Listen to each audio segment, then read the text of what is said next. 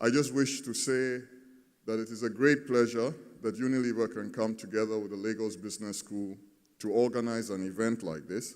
And it's not just because it is an event, but it is because it is an event that enables a conversation on, in my view, one of the most important subjects of our time.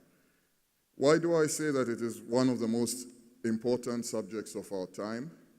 I think particularly the events of recent weeks must cause us to reflect, all of us, on the state of the world.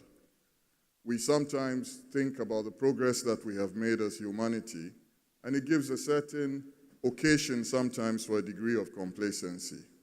But every now and then, centrifugal forces, as I like to call them, are unleashed into the body politic, and they force us to retreat and really think about the fragility of the ecosystem that we all live in.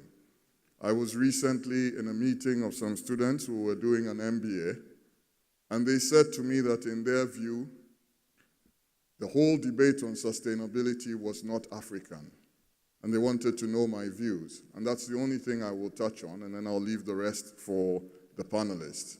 I responded by saying that it was a historical fallacy and a total misunderstanding of African history to strip Africa out of what is globally important.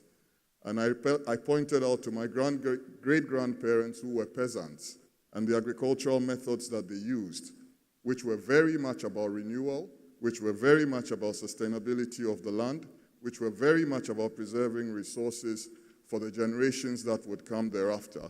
One of those generations is, of course, my generation. So I found it totally impossible to embrace the idea that this generation would even contemplate the thought that thinking about the urgent situations of our time, the situations that give rise to inequality, the situations that leave so many Africans mired in indignity and poverty, would be subjects that are not relevant to the conversations that Africans should be having at this time.